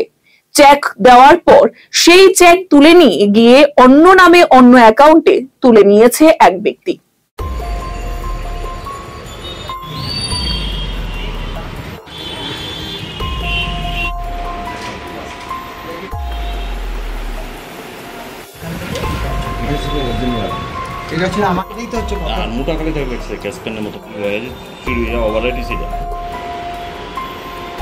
ঘটনাটা হয়েছিল, আমি ত্রিপুরা ইস্পাত থেকে আমাকে একটা চেক দিয়েছিল। সেই চেকটা আমি আমার ইন্ডিয়ান ব্যাংকে জমা করেছিলাম মে মাসের 6 তারিখে। তো আমি ব্যালেন্সে আমার অ্যাকাউন্টের এটা ব্যালেন্সটা আসছে না দেখে আমি 15 তারিখ পর্যন্ত অপেক্ষা করে 16 তারিখে একটা স্টেটমেন্ট নিই। স্টেটমেন্টটা নেওয়ার পরে আমি দেখি যে আমার অ্যাকাউন্টে টাকাটা ঢোকেনি। তখন আমি ব্যাংক ম্যানেজারকে বললাম যে আমার এখানে টাকাটা ঢোকেনি, এটা কী হয়েছে। তো তারা তখন অনেক খোঁজাখুঁজি করলো, করে কিছু পেল না। আমি তারপরে ত্রিপুরা ইস্পাতকে ফোন করেছিলাম, যেহেতু চেকটা আমাকে ত্রিপুরা ইস্পাত দিয়েছিল। আমি ওদেরকে বললাম যে আপনারা যে চেকটা দিয়েছেন সেই চেকটা আমার এখনও অ্যাকাউন্টে ঢোকেনি ব্যালেন্স, তো এটা একটু দেখবেন আপনাদের চেকটা কী হলো। তো এই কথা বলতে ত্রিপুরা ইস্পাত থেকে তখন ওরা দেখলো, দেখে ওদের অ্যাকাউন্ট স্টেটমেন্ট দেখে বললো যে এই টাকাটা সুমনলতা নামে কারোর নাম অ্যাকাউন্টে ঢুকে গেছে। তো এটা 16 তারিখে জানতে পারলাম। 17 তারিখে তারপর আমরা আরও ব্যাংকে এসে বলে খোঁজাখুঁজি করলাম, কোনো কিছুই পেলাম না। তারপরে গত মঙ্গলবার দিনকে 19 তারিখে ত্রিপুরা ইস্পাতের অ্যাকাউন্টেন্ট সাহেব আমার সাথে এসছেন। এসে ওনাদের যেহেতু এটা বাজার ব্রাঞ্চের অ্যাকাউন্ট ছিল, স্টেট ব্যাংক বাজার ব্রাঞ্চে, তো আমরা ওখানে গিয়ে কথাবার্তা বললাম। তখন ওখান থেকে বললাম যে আপনারা ইন্ডিয়ান ব্যাংকে গিয়ে দেখুন এটা কিছু খোঁজ পান কিনা। ইন্ডিয়ান ব্যাংকে এসে তারপর আমরা দেখলাম যে এটা সুমনলতা বলে একজনের অ্যাকাউন্টে টাকাটা ঢুকেছে এবং আমরা সব খোঁজাখুঁজি করে জানতে পারলাম এই অ্যাকাউন্টটা বোধহয় দেহরাদুন না হরিদ্বার ওদিকের অ্যাকাউন্ট নাম্বার, টাকা সব ঢুকে গেছে এবং সেই টাকা তারা তুলেও নিয়েছে। এবং তখন আমরা আরও জানতে পারলাম যে আরও একজনের চেক এরকম হয়েছে। দেবাশিস দাস নামে এক ভদ্রলোক একটা চেক ইস্যু করেছিলেন 1,21,000 সামথিং।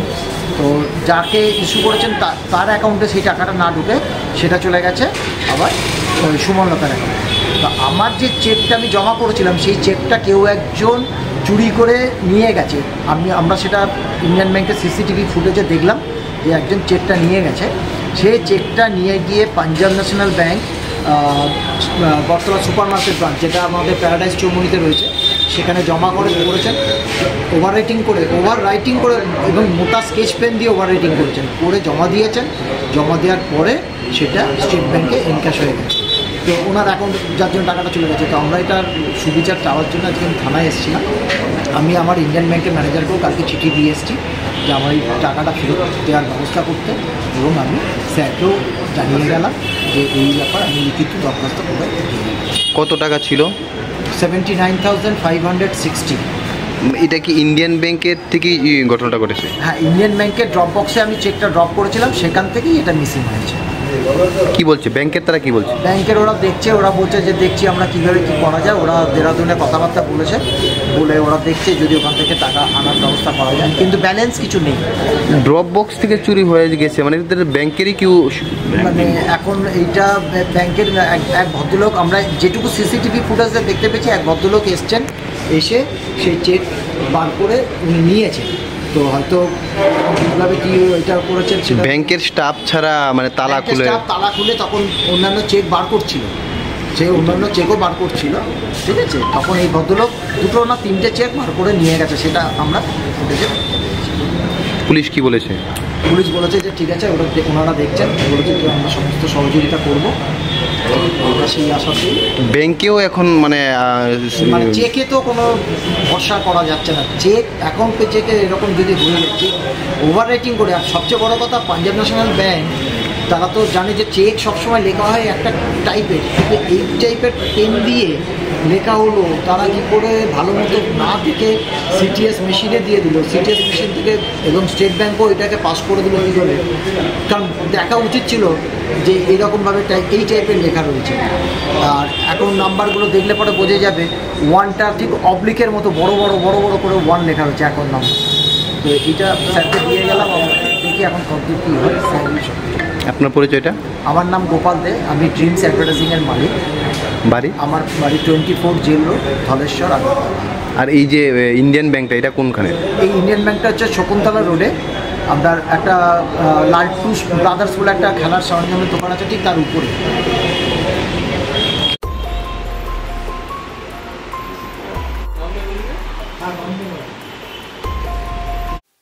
বিশালগড় দ্বাদশ শ্রেণী বিদ্যালয়ে বৃহস্পতিবার সকাল থেকে চিত্রা অঙ্কন আর্ট স্কুলের বার্ষিক অঙ্কন মেধা পরীক্ষা 2024 এবং 25 বর্ষের অনুষ্ঠিত হয়।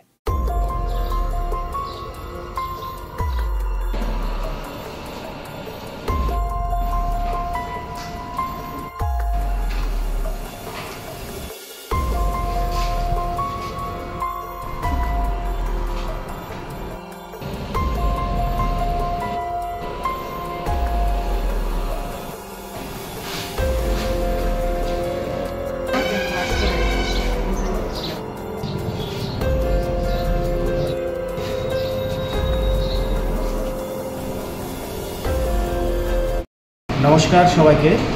আজকে চিত্রাঙ্কন আর্ট স্কুলের বাৎসরিক অঙ্কন মেধা পরীক্ষা 2024 এবং 25 ইংরাজি বর্ষে। আমাদের এই পরীক্ষা 2 দিনে আমরা সমাপ্ত করব, কারণ আমাদের স্টুডেন্ট সংখ্যা 1800। তো এবছর 1800 ছাত্রছাত্রীদের একদিনে পরীক্ষা নেওয়া সম্ভব না। সুতরাং আমরা আজকে প্রথম দিন, আজকে 22 মে তো সম্ভব, আজকে 22 মে, আজকে প্রথম দিন আমরা 3টা শিফটে এক্সাম নিচ্ছি। আগামীকালকেও 23 মে আমরা 3টা শিফটে এক্সাম নেব। পাশাপাশি আমাদের বড় ছাত্রছাত্রীদের আমরা বাইরে খুব সুন্দর একটি প্রদর্শনীও রেখেছি। অবশ্যই প্রদর্শনীটা রিপ্রেজেন্টেটিভ হবে সবার সামনে।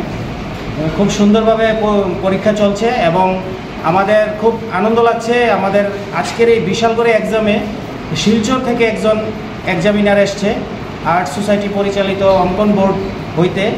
শিলচর থেকে একজন এক্সামিনার এসছে, আর আরেকজন এসছে বিলুনিয়া থেকে।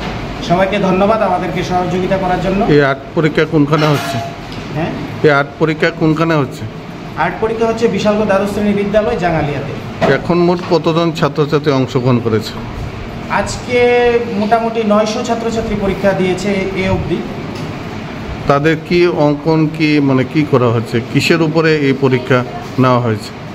অ্যাকচুয়ালি আমরা আর্ট স্কুল চালাই, সারা বছরই অঙ্কন, বিভিন্ন অঙ্কন বিষয়ে বিভিন্ন প্রতিযোগিতা হয়, কিন্তু আজকে মূল যে অ্যানুয়াল এক্সাম, আজকে আঁকার উপরে তাদের বাৎসরিক অঙ্কন মেধা পরীক্ষা আজকে বিশালগড় দ্বাদশ শ্রেণী বিদ্যালয়। আপনার নাম এবং দায়িত্ব কি রয়েছে? আমার নাম সুমন ভৌমিক, আমি চিত্রাঙ্কন আর্ট স্কুলের সভাপতি।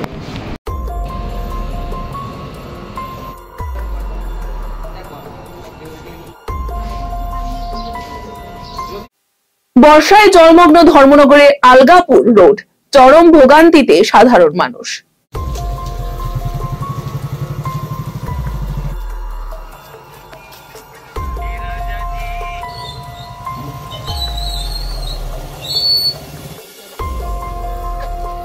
ধর্মতলানে।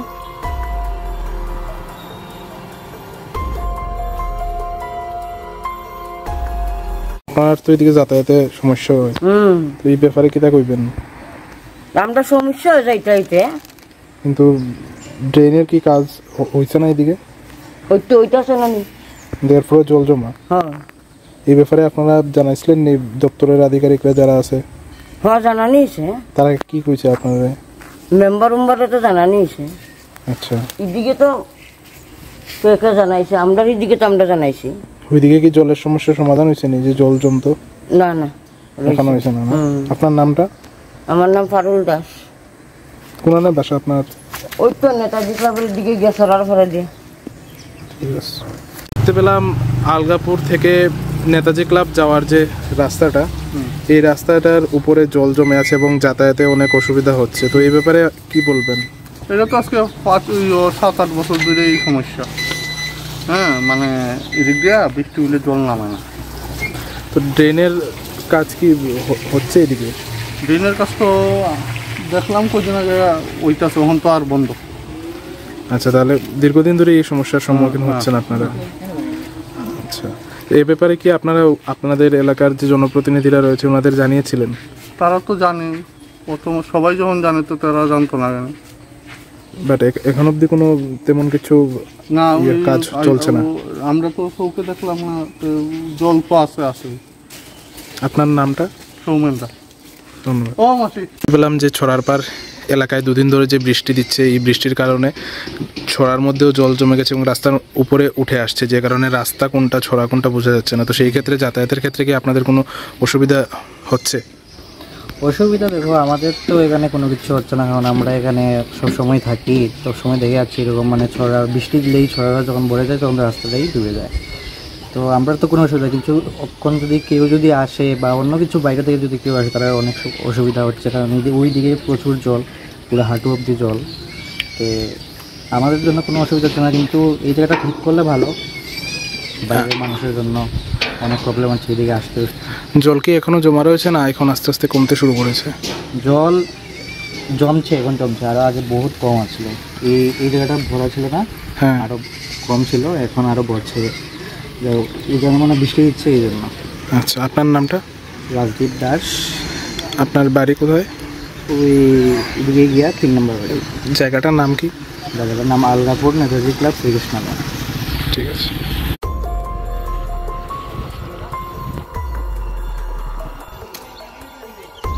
হ্যাঁ,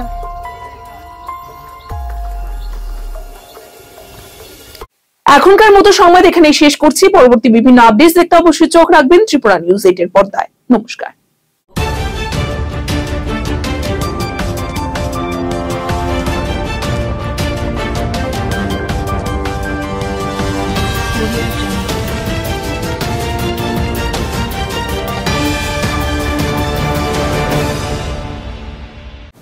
নমস্কার, ত্রিপুরা নিউজ 8 এর পর্দায় আপনাদের স্বাগত।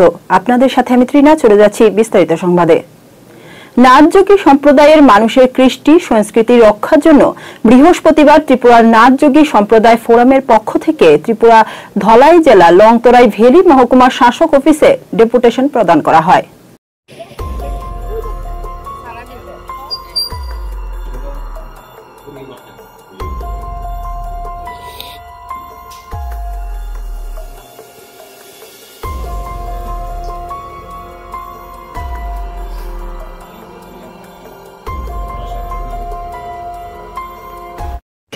ত্রিপুরা নাথযোগী ফোরামের পক্ষ থেকে আমরা লংতরাই ভ্যালি সাব ডিভিশন অফিসারের কাছে আমাদের নাথ সম্প্রদায়ের কৃষ্টি সংস্কৃতি রক্ষা করার দাবি আমরা আজকে 7 জনের একটা প্রতিনিধি দল ডেপুটেশনে মিলিত। এর কারণটা হলো আমাদের নাথ সম্প্রদায়ের মৃতদেহ সৎকার করা হয় সমাধির মাধ্যমে। বর্তমান সময়ে আমাদের বিভিন্ন জায়গার সংকুলান হয়েছে, সেই পরিপ্রেক্ষিতে আমরা দেখেছি সরকারিভাবে আমাদেরকে বিভিন্ন জায়গায় সমাধিস্থলে জায়গার ব্যবস্থা করা হোক। সেই কারণে আমরা আমাদের মনস্বাক্ষর সম্বলিত দাবি সনদ আজকে ডিসিএম স্যারের কাছে তুলে দেওয়া হয়। তার পরিপ্রেক্ষিতে তিনি ঊর্ধ্বতন কর্তৃপক্ষের কাছে এটা পাঠাবেন, আমাদেরকে এই আশ্বাস দিয়েছেন। আজকে আমাদের আপাতত এটা সরকারি পর্যায়ে লং ট্রাইবেলিতে প্রথম উদ্যোগ। ধন্যবাদ।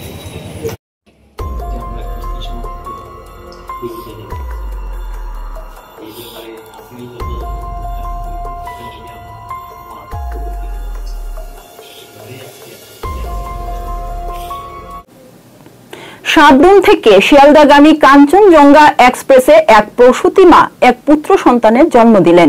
খবর পেয়ে ধর্মনগর রেলওয়ে থানার পুলিশ মা ও নবজাতককে উদ্ধার করে ধর্মনগর জেলা হাসপাতালে নিয়ে আসে। ধর্মনগর হাসপাতালের চিকিৎসক জানান, বর্তমানে মা ও শিশু দুজনেই সুস্থ আছেন।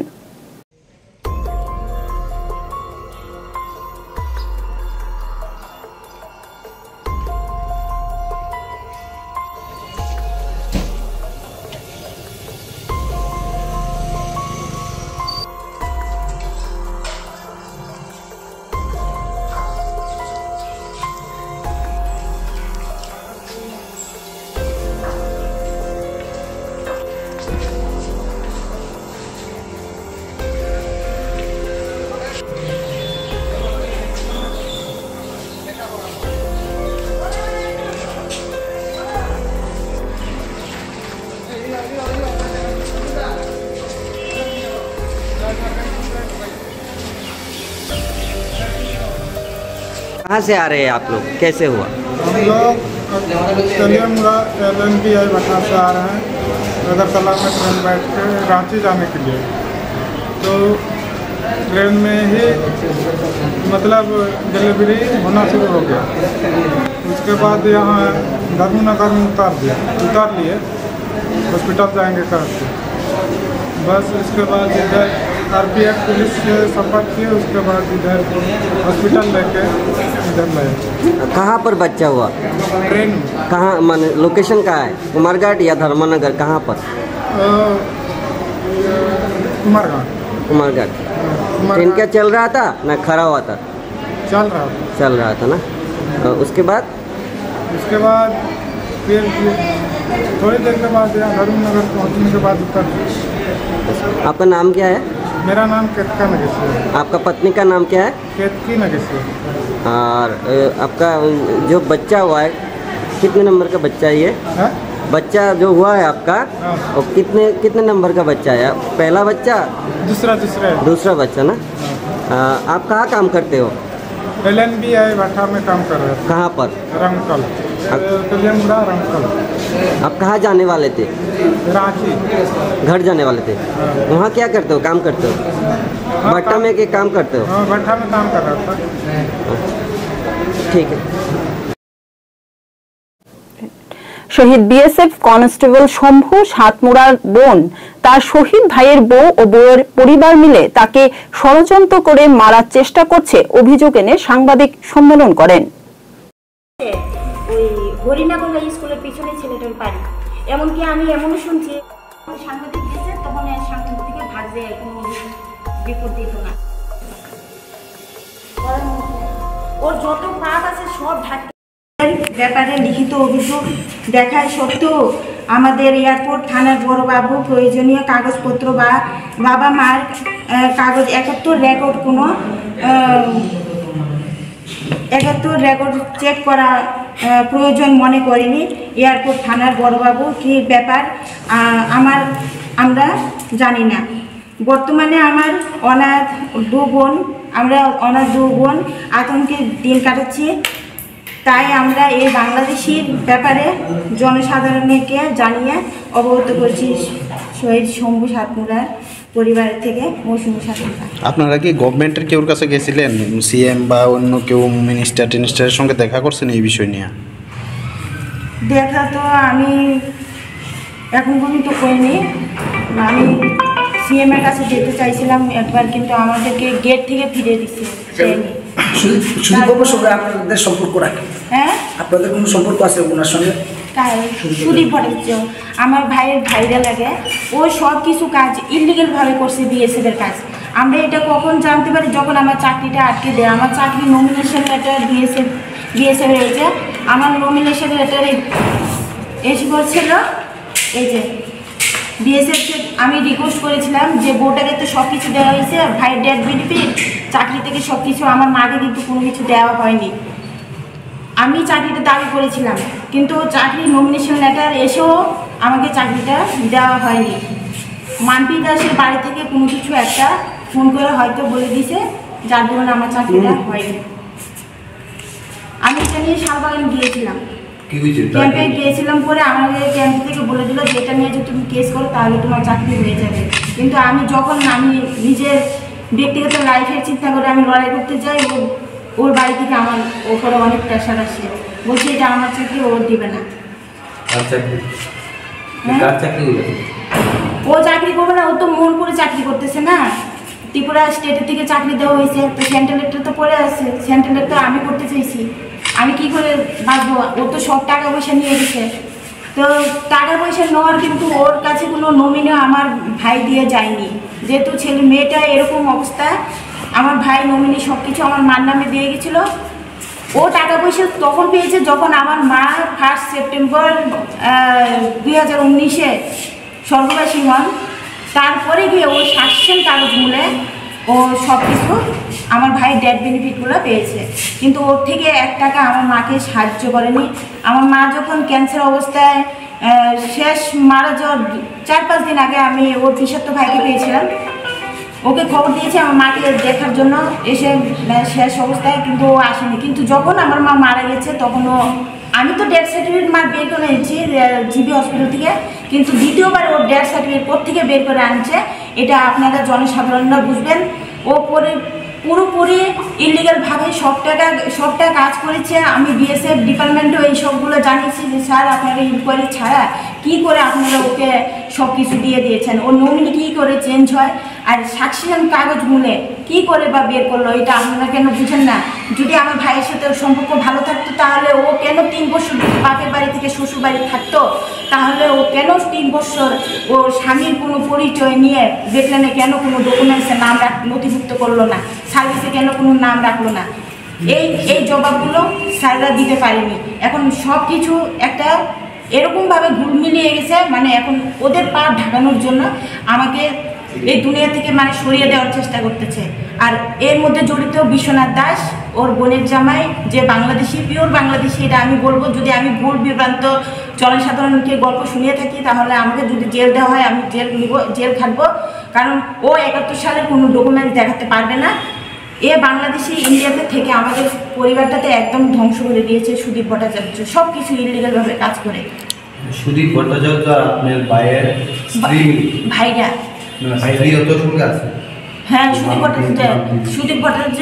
আমি যখন চাকরির জন্য সই নিতে গিয়েছিলাম ওদের বাড়িতে, তখন আমাকে স্যাররা বলেছে যে এনওকে সাইন লাগবে, যদি দিয়েতে চাকরি হয়ে যাবে। আমি তো এনওকে সাইন যথারীতিভাবে নিয়েও নিয়েছি, কিন্তু আমাকে ওইখানে একটা ওরা ডিল রাখছিল যে যদি বাড়িতে সই করে দিই তাহলে আমাকে ওরা চাকরির জন্য সই দিয়ে দেবে। তখন আমি কিছু মানুষের সাহায্যে কোনোরকমভাবে সইটা আনলাম, কিন্তু আনার পরেও চাকরিটা আমার হয়নি, যেহেতু আমি বাড়িটা ওদেরকে সই করে দিইনি। এরকমভাবে আমার উপরে হ্যারাসমেন্ট করতেছে। একমাত্র শুধু বিশ্বনাথ দাস সিপিএমের নেতা, উনি এখানে স্টেটের লোক, ওনার পরিচিত রাজনীতি লোকেদের সঙ্গে আছে, যার বলে মেয়েটার সবটা মিথ্যা বিবরণ সাজিয়ে ওকে সব জায়গাতে জয় করে নিয়েছে, মিথ্যা ইজ্জত কামিয়ে নিচ্ছে, আর আমার ভাইটাকে মানে অপমানিত করে জায়গায় জায়গায় ওকে হ্যারাসমেন্ট করছে, পরিবারকে আজও করে যাচ্ছে। এখন আপনি কি চান? এখন আমি চাইছি তার রাজ্যবাসীর কাছে, আমাদের মাননীয় মুখ্যমন্ত্রীর কাছে, সবার কাছে আমি এই দেশের যে আমি সুষ্ঠু বিচার চাই। আপনি কি কোনো আদালতে যাবেন? আমি যদি আদালতে যেতে হয় আমি যাব, কিন্তু এখন আমি আর্থিক অবস্থার কারণে আমি আদালতে আমি পাচ্ছি না কেসটা করাতে। আমাদেরকে পরিবারটাকে একদম নিষ্ক্রিয় করে দিয়েছে। আমার ভাইয়ের যে শ্রাদ্ধটা, ও শ্রাদ্ধটাও করেনি। যখন আমরা শ্রাদ্ধ করি তখন ওর টাকার পেছনে ব্যস্ত দৌড়ানো। আর যখন আমি মাকে নিয়ে হসপিটালে ছিলাম তখন ও আমাকে কীভাবে প্রাণনাশ করে মারবে তখন থেকে চেষ্টা করে আসছে। আমার উপরে এতটা প্রেশার যাচ্ছে, মানে ওর ব্যাপারে যাতে আমি কোনো কেস বা কোনো কিছুতে না যাই, আমাকে দুনিয়া থেকে সরিয়ে দেওয়ার চেষ্টা করছে এখনও। এটা মাম্পি দাস, ওর বোনের জামাই বিশ্বনাথ দাস, মামা বিশ্বনাথ দাস, সরি, বোনের জামাই সুদীপ ভট্টাচার্য। আপনি কি লিখিত কোনো অভিযোগ জানিয়েছেন? আমি এয়ারপোর্ট থানায় জানিয়েছি, এসপি অফিসেও জানিয়েছি, কিন্তু এয়ারপোর্ট থানা তো কোনো কিছু নিচ্ছে না, অভিযোগ রাখছে কিন্তু কোনো কিছু স্টেপ নিচ্ছে না। বলছে গেলে খুঁজে আসছি, খুঁজছি, পাই না, এতটুকুই, আর কোনো কথা নেই। বিষয়টা নিয়ে আপনি মুখ্যমন্ত্রী দ্বারস্থ হবেন আগামী দিনে? মুখ্যমন্ত্রীর কাছে দ্বারস্থ আমি একবার তো গেট থেকে ফিরে আসলাম, তো আরেকবার যদি যেতে হয় আমি যাবো। জায়গাতে বাড়ি চেঞ্জ করে, ভাড়া বাড়ি খালি চেঞ্জ করে।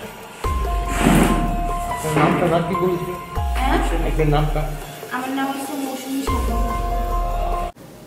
মোহনপুর বিধানসভার মোহনপুর ব্লকের অধীন কলকলিয়া গ্রাম দিয়ে বর্ডার পার হওয়ার সময় বাংলাদেশি নাগরিক 7 জন প্রাপ্তবয়স্ক এবং 2 জন বাচ্চা ধরা পড়ে বিএসএফ এর হাতে।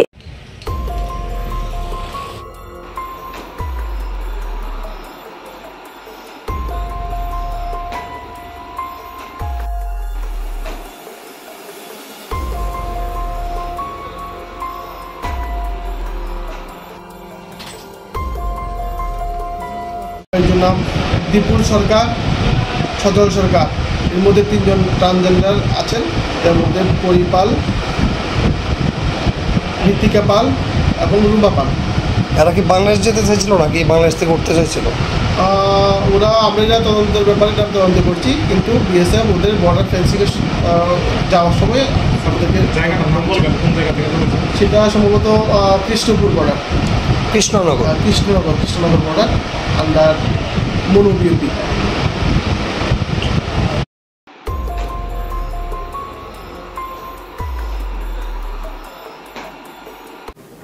উত্তর ত্রিপুরা জেলার কদমতলা ব্লকাধীন রাজনগর গ্রাম পঞ্চায়েতের বিভিন্ন দুর্নীতির বিরুদ্ধে গণডেপুটেশন প্রদান করল শাসক বিজেপি।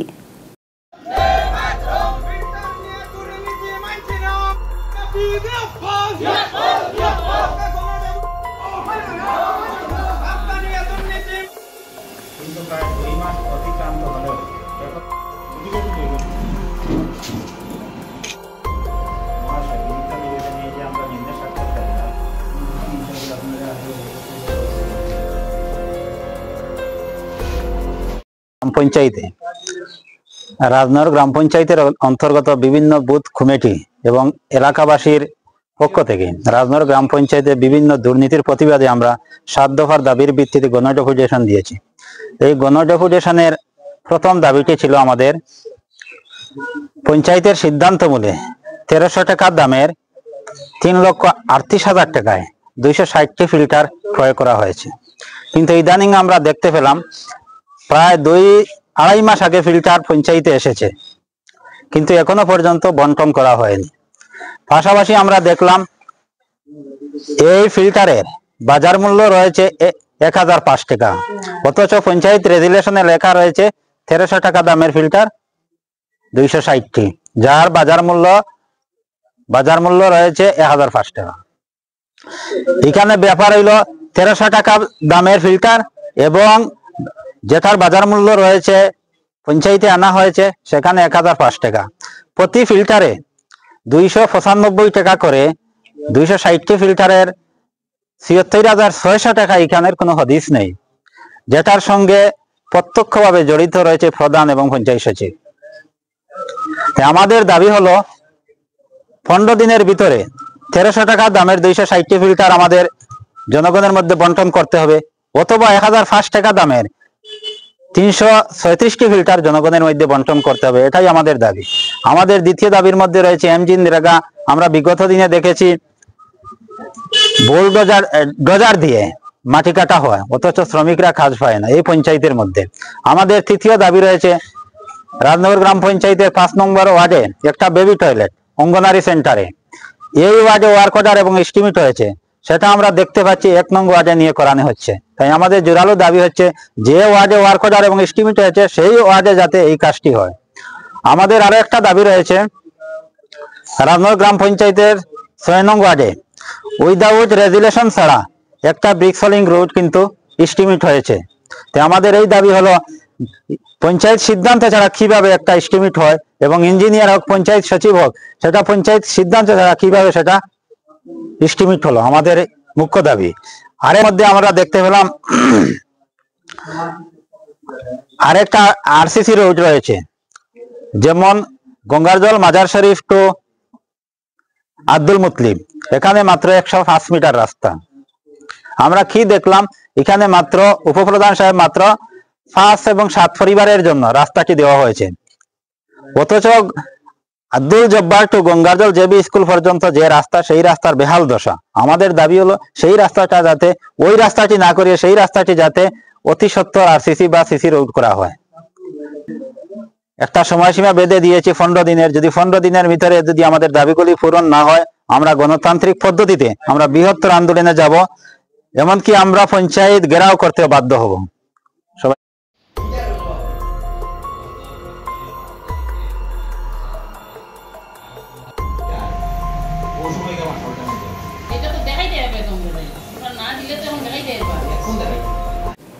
অপারেশন সিঁদুরের সফলতাকে উদযাপন করার জন্য নন্দনগরস্থিত অক্সিলিয়াম স্কুল থেকে 6 আগরতলা মহিলা মোর্চার উদ্যোগে এক সুবিশাল সিঁদুর যাত্রা করা হয়। নরেন্দ্র মোদীজি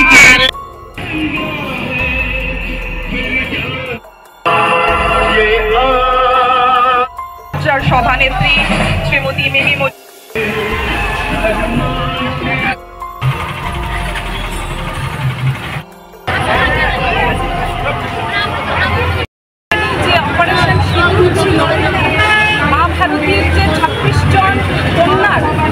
সিঁদুর মোছা হয়েছে, তার প্রতিশোধের নাম ভারতীয় সেনার সৌর্যের অপর নাম অপারেশন সিঁদুর।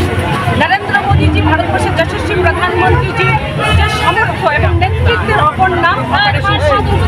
এই অপারেশন সিঁদুরের মাধ্যমে 22শে এপ্রিল কাশ্মীরের মাটিতে হওয়া যে বর্বরচিত ঘটনা, তার জবাব আমাদের ভারতীয় সেনা দিয়েছে। একদম পাকিস্তানের মাটিতে প্রবেশ করে 100 কিলোমিটার ভেতরে প্রবেশ করে প্রথম নিউক্লিয়ার কান্ট্রিতে প্রবেশ করার যে রেকর্ড ভারত তৈরি করেছে অপারেশন সিঁদুরের মাধ্যমে, তারই প্রতীকী স্বরূপ আজকে এই মহিলা মোর্চা, আমাদের আগরতলা মন্ডল মহিলা মোর্চা আয়োজিত আজকের এই তিরঙ্গা র্যালি। এখানে বড় মাত্রায় আমার মহিলা মোর্চার বোনেরা অংশগ্রহণ করেছেন এবং সবচেয়ে বড় যে বিষয়, আজকের এই তিরঙ্গা র্যালিতে উপস্থিত হবেন কিছুক্ষণের মধ্যেই আমাদের প্রদেশ বিজেপির সম্মানীয় সভাপতি, উনার সহধর্মিনী আজকের এই র্যালিতে উপস্থিত হবেন এবং অন্যান্য মহিলা মোর্চার প্রদেশ নেতৃত্ব, আমাদের মহিলা কমিশনের চেয়ারপারসন থেকে শুরু করে আমাদের কর্পোরেটর নীল দেবনাথ, আমাদের মাননীয় মন্ডল সভাপতি তপন ভট্টাচার্য এই র্যালিতে হাঁটবেন। আমাদের প্রত্যেক কর্পোরেটর, এখানকার যারা 6 আগরতলা, তারাও এই র্যালিতে হাঁটবেন।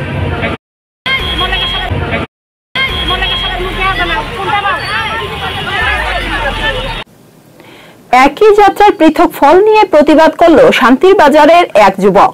কথায় আছে, আইন সবার জন্য সমান। এই কথা শুধুমাত্র বলার জন্য কাজের বেলায় বিভিন্ন চিত্র লক্ষ্য করা যায়। এই ভিন্ন চিত্র লক্ষ্য করে সংবাদ মাধ্যমের সম্মুখীন হয়ে প্রতিবাদ করল শান্তির বাজারের এক যুবক।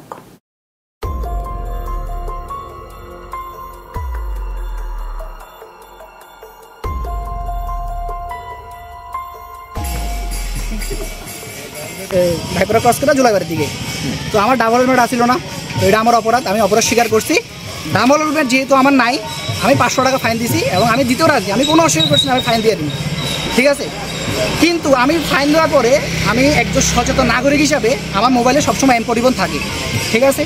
এম পরিবহনে যখন আমি এই গাড়ির নাম্বারটা চেক করছি, দেখেন TR030928, এটা পুলিশের গাড়ি, তাই না? নিশ্চয়ই গাড়ি করে আইছে।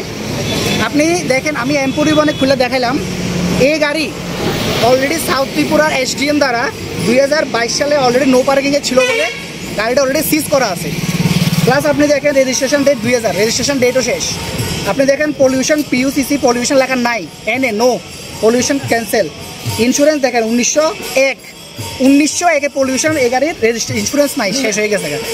তাহলে আমার প্রশ্ন হইলো সবার কাছে, এই গাড়ি রাস্তায় কিভাবে চলে? এবং যে পুলিশ যে গাড়িতে করে আইছে আমার ফাইন কাটার জন্য, এই পুলিশের গাড়ির ফাইন এখন কে কাটবো? সেটা আমার প্রশ্ন থাকবো এর কাছে। আপনি দেখেন গাড়ির নাম্বার TR08TR030928, ঠিক আছে।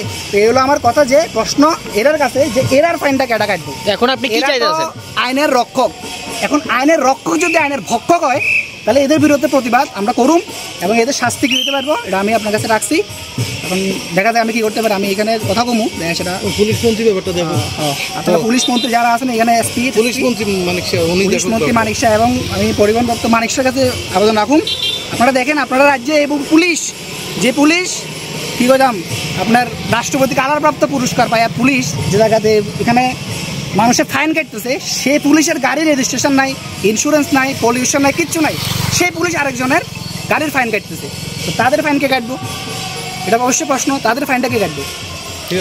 এই বিষয়টা তারা জানাইছেন আর তারা কি কইছে?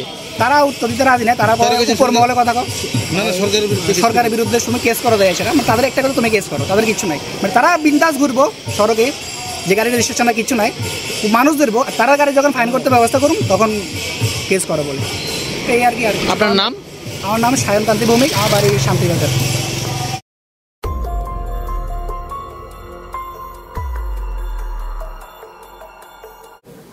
এখনকার মতো সংবাদ এই পর্যন্তই। পরবর্তী আপডেটস দেখার জন্য চোখ রাখুন ত্রিপুরা নিউজ 8 এর পর্দায়। নমস্কার।